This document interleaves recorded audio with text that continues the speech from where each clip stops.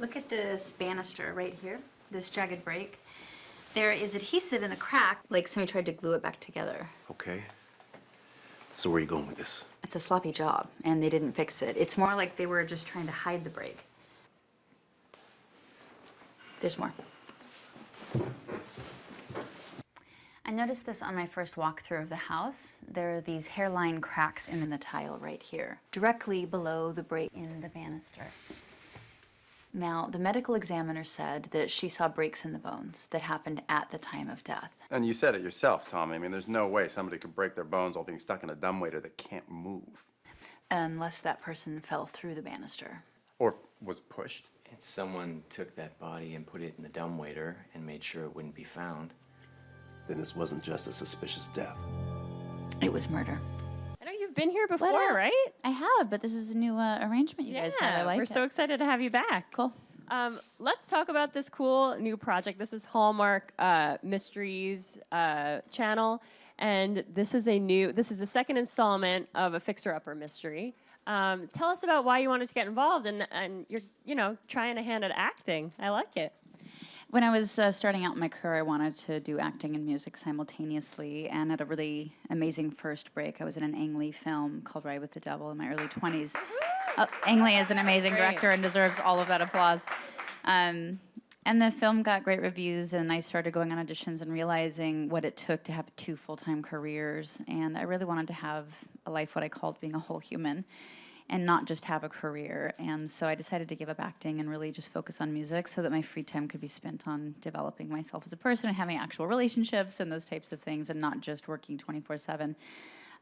But when these TV movies started coming along, they were really manageable. They shoot in 3 weeks. And so as a mom, now a 5-year-old, it was just a really convenient thing for me to do from a work schedule. I got to do something creatively that was really fun that I've always wanted to do. And we're very aligned, my character and I. Her superpower is her intuition and following her gut and really fighting for her gut and being very detail-oriented, and those are things I really appreciate. As well as the fact that she's a very modern woman. I was raised on a ranch where, I grew up mending fences and fixing things, and she's, a fixer-upper, so I really liked that about her. As soon as you said intuition, I was singing your song. Intuition. We'll be like... Are you a fan of, with the HGTV craze and all the home improvement, is that something, too, that kind of brought you into this character? Are you a fan of all those home improvement shows? Yes, I love all the home improvement shows. There's a show on the Discovery Channel called Alaska: The Last Frontier. That's my family. So, the homestead mentality is just sort of fix everything yourself, figure it out if you don't know how to do it. You just put your brain to it. And I love that as a female. I was raised in this environment where I didn't know my brain had a sex. I didn't think I was less capable because I was a female. I was aware I wasn't as strong, but I thought I was as clever if I put my mind to something. And so I like that this character really represents that. Tell us a little more about your character, Shannon. So she's a heads up a construction agency, kind of, and she restores Victorian homes, but she kind of uncovers mysteries in these old houses, correct? Yeah, so Hallmark does these mystery wheels. So in the first movie, we met Shannon. She's a contractor fixing up Victorian homes. And her next door neighbor is found dead, and she thinks something is fishy, and so she's very persistent because she notices small things are out of place that the cops don't notice because for eye for detail. And then we sort of learn the backstory that she once didn't follow her gut, and she's now very determined to never ignore it again. And so you see her a little bit more confident in this next installment. She's really taking a lot more risks and really kind of going for it and trusting her instincts more and more, which I just think is a great message for everybody, male and female alike. You have to follow your gut and follow your instincts. Yeah. So what will we see in this installment? What's the house and what's the mystery? I'm fixing up a really beautiful home. It had an incredible view. It was actually a really neat house to film in. I don't want to give away too much, so I never know how to talk about the mysteries because all the little things add up. And I think that's what's so fun and why the Hallmark Movies and Mysteries channel is growing so fast is because people like to sit home on the couch and do the sleuthing with you. That's why I loved Angela Lansbury in Murder, She Wrote. Like, I grew up loving that show, and now I get to do it. Yeah, I love that show. Oh my gosh, I could watch that on like a marathon any day. That's how I might binge watch that. Yeah, are you a mystery fan? Like, are you into the crime dramas and the Law and Order and all that? Yeah, I've watched a lot of that. I never thought I would be doing it. As an actress, it's kind of difficult. I'm very dyslexic, and you shoot these movies in 15 days, which is a phenomenally fast amount of time. So you have to learn the entire script ahead of time. And so when it gets to the really forensic-y stuff that's just really wordy and not emotionally based, like I'm a singer, like I deal in emotions. I can do emotions, but you're like, well, the plywood plank is out of place because of the blah, blah, blah, blah, blah, blah. And I'm like, ah! It's like my worst nightmare, but I'm getting through it, and hopefully it looks real good. What's the difference for you, being a musician versus now stepping into the actress role? Is it hard to memorize the scripts like you were saying? What's the hardest part about, shooting a show or a movie like this? For me, the hardest part is adjusting to the schedule. You're working 15 to 18-hour days, and so you have to keep your energy. When you're on stage, you're out there for 2 hours and it's all out and you're exhausted afterwards. But with acting, you have to kind of turn off, turn on, turn off, turn on, turn off, and manage your energy so you can have a good presence without an audience, which was very weird for me when I first started acting, because I've always gotten a lot of energy from an audience. Oh, hello, how are you? Nice to see you. See some EDAs here. So it was weird to get used to a camera and trying to turn my energy on in front of what felt like nobody to me. So that was like a weird adjustment for sure.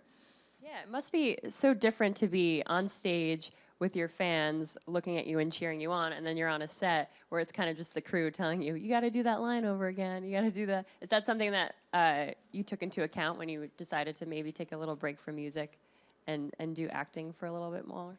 I've been able to keep up so I put out a book, Never Broken, and my album Pieces of You, and I'm doing these 3 a year, and they only take 3 weeks a shot, so I'm able to kind of continue. I've been on the road. I just got back from Australia, New Zealand, and then I'll be going back to film another movie. So you just kind of are able to go back and forth while I'm building my mindfulness platform. I have a new website out called jewelneverbroken.com that teaches mindfulness tools that help kind of rewire your brain to make a habit out of happiness. So yeah, it's been a lot of fun. Very busy. You're doing a ton of stuff. Does doing a movie like this kind of bring out that writer side of you? Or would you ever be interested in maybe producing or writing a script yourself? I'm executive producer on this film just so that we can make sure, and I can hopefully ensure that we have the best story possible, because there's so many moving parts on a movie, and the Hallmark family has been amazing at letting me be a part of that on that level. I don't know how to write a script. Yeah, no, don't really know that I'd ever do that. Writing the memoir was my first long-form stab at writing. I didn't really ever know if I could write 350 pages. I was always short-form writing with short stories or poetry or essays. So I don't know if I'll ever get to scripts. Yeah, not sure that one's on my list. Seems definitely tricky, but I would love a Jewel script. Yeah, I don't know what it would be about. Let's Probably talk about more sad feelings. Feelings, Yeah. Let's make some intuition. angsty feelings. Let's talk a little bit about your music. Pieces of You is one of my all-time favorite albums. I'm sure all of us love it. What's it like to kind of sit down and discover what you want to write about, what you want to sing about, or did it just come naturally for you? For me, writing was always an extension of what I was going through in my life. So my mom left when I was 8, and I started bar singing with my dad when I was 8. So I was watching a lot of people in pain try and outrun pain, and I realized you never could outrun it. I saw over the years people literally kill themselves trying to outrun pain by using distraction methods or coping mechanisms, as they call it. And my dad became an alcoholic and became abusive when I was 8. And so I moved out at 15. And I knew statistically kids like me end up repeating the cycle that they're raised by. So statistically I should end up in an abusive relationship or on drugs or with somebody on drugs. And I wanted to avoid being a statistic. And so I set about at 15 seeing if I could look at this idea of nature versus nurture. And if I didn't receive good nurture, could I get to know my real nature? And that sent me down on a path where I started writing as a tool. So every time I was in a lot of emotional distress, I would write, and it always took the anxiety off. And that became a sort of healthy coping mechanism, if you will. And 3 short years later, I did pretty good. For 3 years, I got myself through school. I worked. I paid rent since I was really young. And then all of a sudden, I was in San Diego, and a boss propositioned me. And when I wouldn't sleep with him, he didn't give me my paycheck. And I got kicked out of where I was living because I couldn't afford my rent. And then the car I was living in got stolen, and that's how I ended up homeless. And I really doubled down on my shoplifting, which started with carrots, which must be the gateway vegetable, because one day it led to a sundress. There was a dress in a window, and I coveted it. And I went to the dressing room, and I was trying to steal it, and I saw my reflection in the mirror, and I was like, I'm a statistic. I was having panic attacks and I was stealing and I was going to end up in jail or dead in short order, and I decided to redouble my efforts of this nature versus nurture and look if I could rewire my brain and teach myself a new emotional language. And so I started developing all these exercises for myself, and one of the first one was watching my hands. I had remembered this quote that Buddha had said, that happiness doesn't depend on who you are or what you have, it depends on what you think. And that's all I had left were my thoughts. So I was like, let's start there. But I couldn't figure out what my thoughts were in real time. And anybody that's had a lot of anxiety, your mind is just manic and it's running all over the place. And so I decided to watch my hands because they're the servants of your thought. So if you want to know what you're thinking, watch your hands because it's your thoughts slowed down into action. And so I just started watching my hands, and that actually was the beginning of one of my first mindfulness exercises. That word wasn't around in that day. You know, mindfulness wasn't a thing. But I developed little exercises like that now I'm sharing on my website, jewelneverbroken.com. But that was where a lot of my writing came from. So my song Hands, that ended up becoming a hit several years later, was about that exercise, that mindfulness exercise, and trying to get myself to stop shoplifting.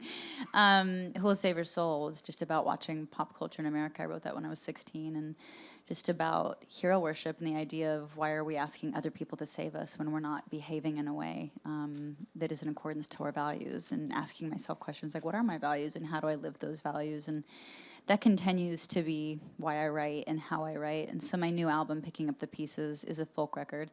I wrote it as a snapshot of what I was going through at that period of my life, where I felt like I got very domesticated and parts of me that should have remained wild somehow got subdued. And so that record for me was really about tearing off edifice and getting back to a very raw emotional place, and it was a very poetic record. Wow. I just want to sit with you for hours, and Yeah. that story is incredible. Do you feel like the industry at all has changed from when you first broke into it? You know, you mentioned like some executives maybe taking advantage of you. Do you feel like it's changed in a way where when you look back, you can't believe how much progress has been made, or do you feel like there's still some... You know, I didn't ever have any execs take advantage of me. I always had a great experience, but I had a real advantage in a way of bar singing since I was so young. I was propositioned from such a young age. Not because I was particularly pretty, it was just because I was female around a bunch of drunk men, frankly. And learned not to take it personally, and I learned how to manage myself and manage my energy and watch my space and my boundaries and how to speak up. And by the time I got in the music business at 18, I was very, very clear. Like, I have never flirted to get a single thing in my life. I've always tried to lead with my talent. I've always tried to demand that my talent speaks for itself. And so I was able to approach my career that way. But I had a lot of experience, you know, leading up to it, so that I'd never get in a position. And frankly, I've never wanted anything that wasn't mine. I mean, I've never, ever wanted a shortcut in my life. I've never thought, oh, well, if I just do this one thing, it'll get me to where I want to go. I don't care if I don't have anything. That's why I was happy to be homeless. It's like, I'd rather have nothing and know who I am and not compromise who I am than have things that don't belong to me and compromise what I am. Inspiring. Do you remember hearing your... the first time you heard your song on the radio? Yeah, I heard Who Will Save Your Soul. It was in between Nirvana and Soundgarden, I think, which made zero sense. But I was like, all right, let's do this. And I pulled over on the side of the road, and I just started to sob hysterically because it wasn't until that time that I realized I sang like Kermit the Frog. I was so nervous in the studio, my throat tightened up, and I was very self-conscious, and I was like, who will save your soul? It was mortifying. I sound like Kermit the Frog all over that first record. Even You Were Meant For, like, dreams last. I'm like, I don't sing like that. It's like, I'm sure people come see me live now, like, she doesn't sound like herself. I'm like, no, this is myself. But it ended up being embarrassing all the way to the bank, so it worked out. It's like, nobody minded, right? Nobody minded at all. Yeah, that deserves a round of applause. And if not, you can always have a career as a Kermit the Frog impersonator. That's right. You're very good at it. I hope the studios are watching, yes. You know, when you look back on your music career, is there anything you would have changed or done differently? You said you were 18 when you were just like, I know what I want, I'm gonna do it. But do you feel like you did everything up to now that you've wanted to accomplish? Let's see. When I got signed, I was actually quite frightened. I almost didn't sign a record deal because fame is a path so many people lose their footing on. And I knew I was a good candidate for that. With the emotional baggage and trauma that I had had up to that point, you throw fame into the mix, and it's kind of like this recipe for disaster. I don't think fame changes you. I think it exaggerates who you are. So if you're insecure, you're just going to get more insecure. And if you need outward approval to feel good about yourself, you're going to be a bottomless pit of needing more and more outward approval. And so I knew my number one job was to figure out how to be a happy and whole human. My number two job was to live the opportunity of getting to do something that I loved for a living. It wasn't to be famous and it wasn't to be rich. And I knew that going into it. I wasn't looking for money and I wasn't looking for fame. I hoped to have a career as a singer-songwriter. And that helps you make decisions every day in your career of, are you going to do this kind of thing? Or are you going to do that kind of thing? What does it support? And that's kind of your North Star. And so my two North Stars were, one, being a writer and a songwriter and trying to have the credibility and allow myself the opportunity to grow as an artist. And that made me make a lot of career decisions, along with the fact that I wanted to be a whole human.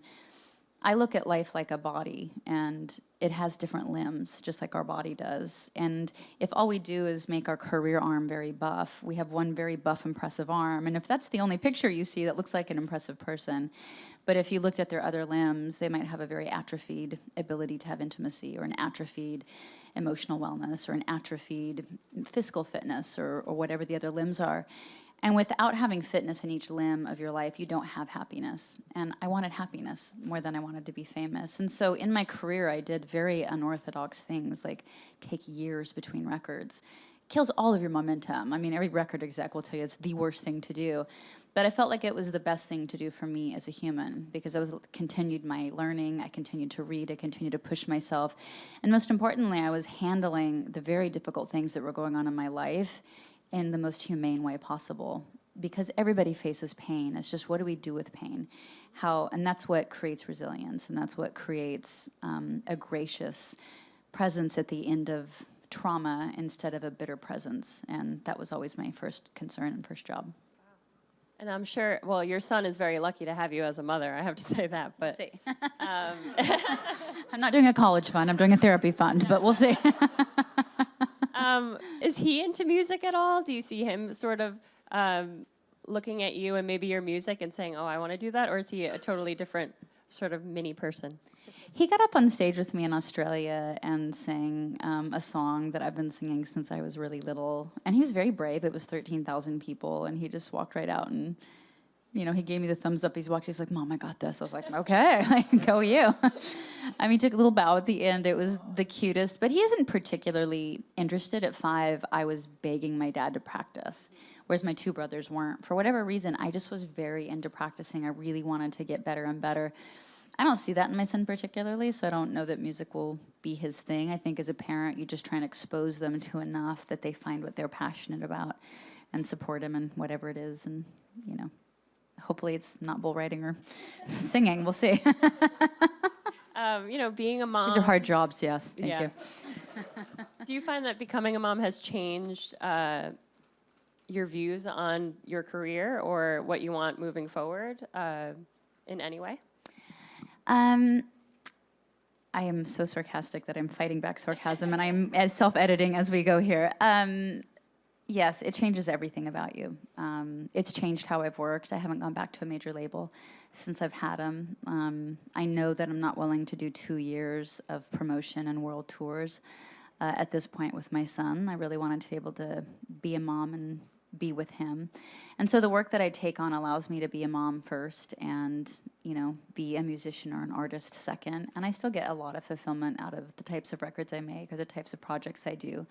But I really, you know, care mostly about being a mom. And it requires a whole education for someone like me. You know, my mom left at 8.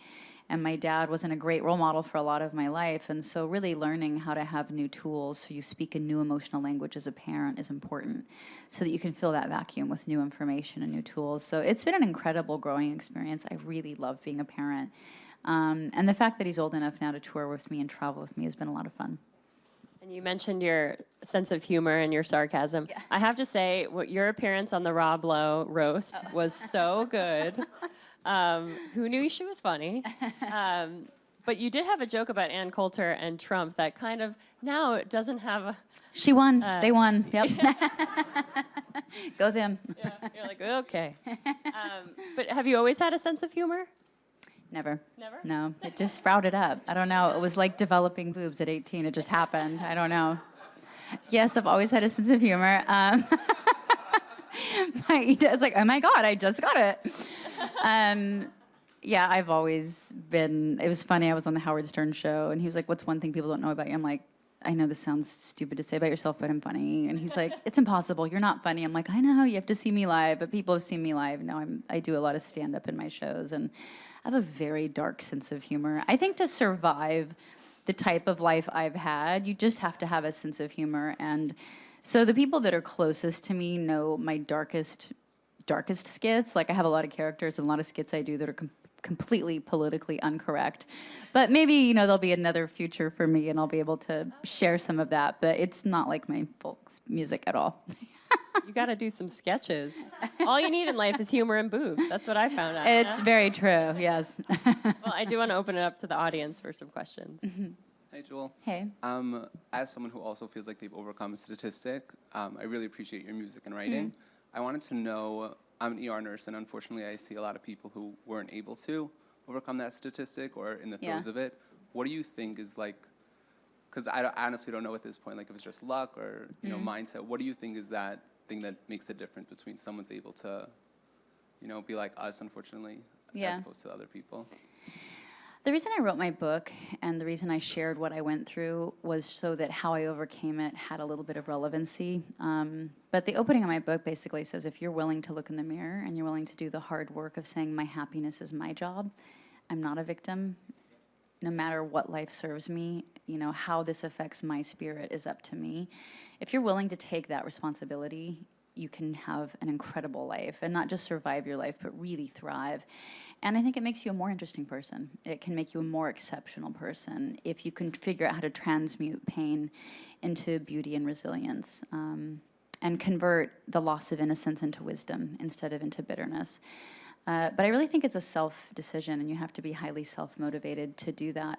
For me, mindfulness is really what helped me rewire my brain. And there's a lot of brain science actually now. And on my website, a very preeminent scientist named Dr. Judson Brewer explains a lot of neuroscience of why my silly exercises that I made up that I thought were just, you know, so silly, but they really radically changed my life. He explains why they work. But our brains are basically addictive in nature, and so we can get addicted neurologically to anything around us, to emotional patterns, to negative thought, to negativity. But you can get addicted to positive things as well. And so you can be addicted to distraction. And if you're willing to sit still, you're going to go through like a distraction detox where you feel like your skin's crawling every time you just sit still, and try and just pay attention, notice your thoughts. But after about 2 weeks, your neurons start building new pathways, and you start to be able to sit still with greater ease. I like to sort of use an analogy of a car. So if you pretend your body is a car, who's the driver? People confuse the brain for the driver, and the brain is not the driver, it's the steering wheel. But it can go on autopilot. And so if the driver isn't at home or isn't behind the wheel, your brain will go on autopilot and you will be reacting to a bunch of neurological training, and you'll be repeating your past and you'll just be reacting to past input.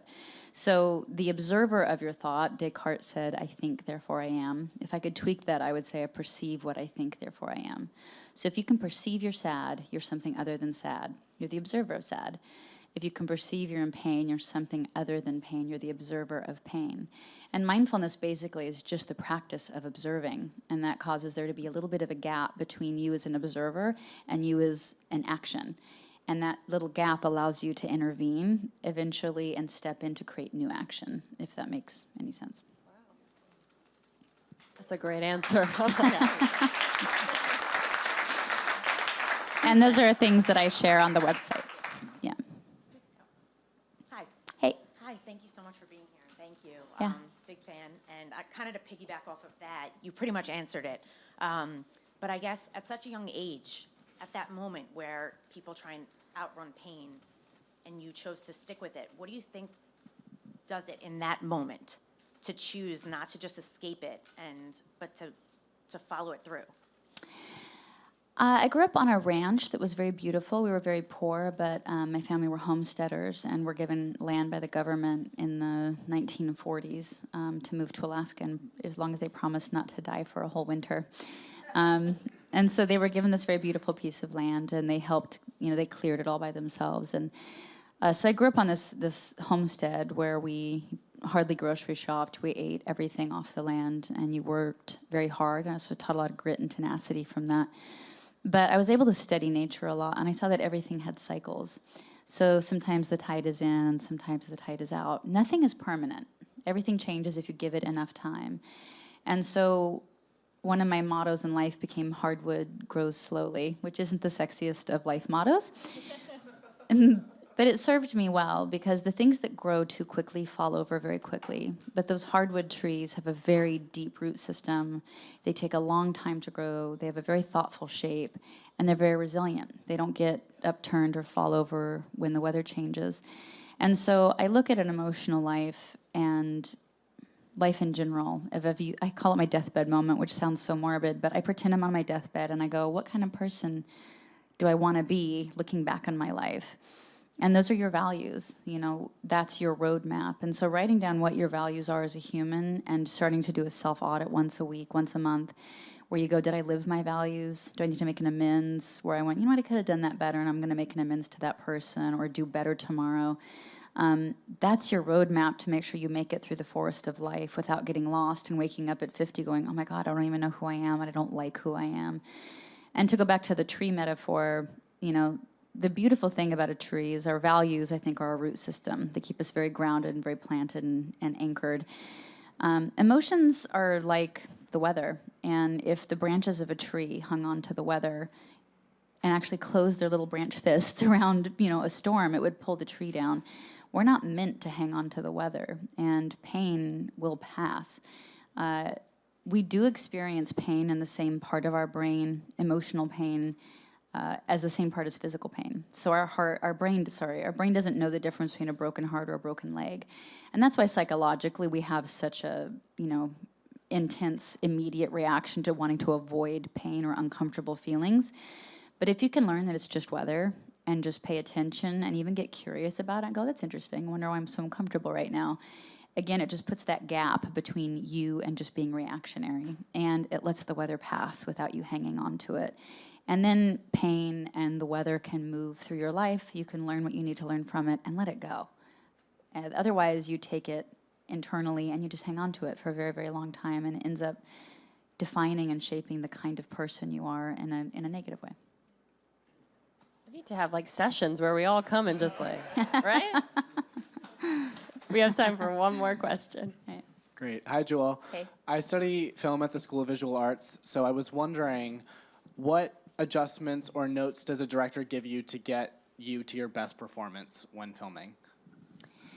The Hallmark movies are really fast. We're shooting in 15 days an entire film, so usually you have 4 months at least to do a film. So we're working in extraordinary paces, and we're getting 6 pages a day done, 7 pages a day done.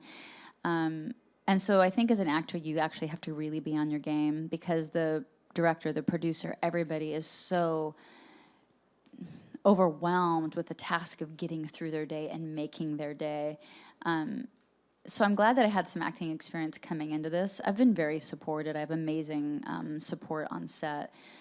I think for me, the best advice I got was really early on with Ang Lee, who was my first director. And he was the first one to point out things like I couldn't sustain my energy more than 2 hours a day.